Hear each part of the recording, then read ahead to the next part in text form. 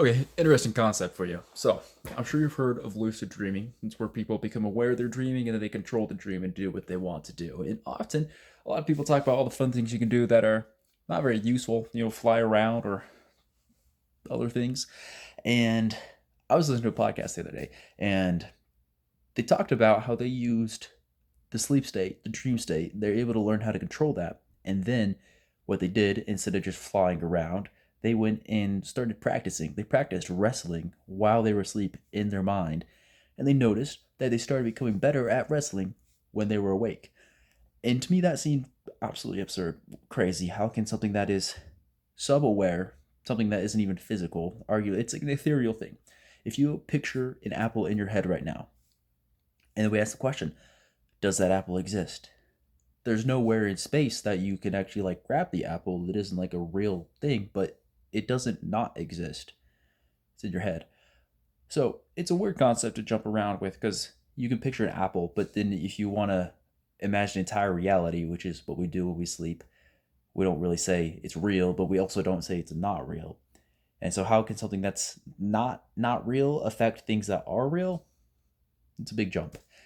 But last night I had something that kind of made me think, okay, there's something to this. So I never went completely lucid where I was aware I was dreaming when I was asleep, but I started writing down my dreams and stuff, and that has trained my mind to remember them. So I have a documentation on my laptop. I wrote down everything I dreamed last night, and because I do that every day, my mind knows that that's important and therefore stops me from forgetting these things.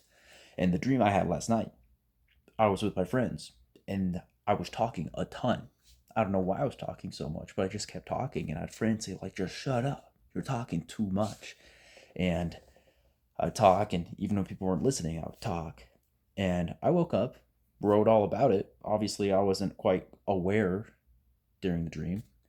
And so I didn't think it would affect my day whatsoever.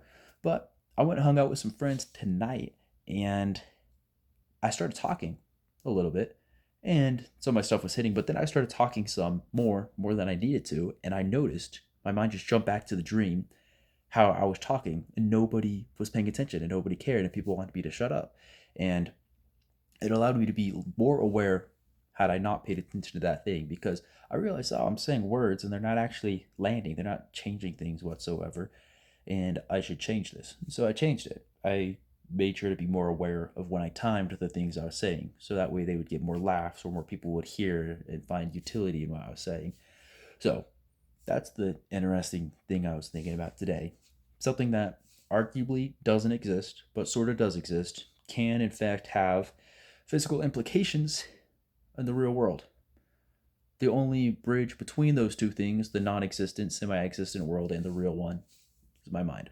And if other people can figure out the whole dreaming thing, everyone has links to a whole testing field of things they could be, testing and get results, go out to the real world and see if they're real or not.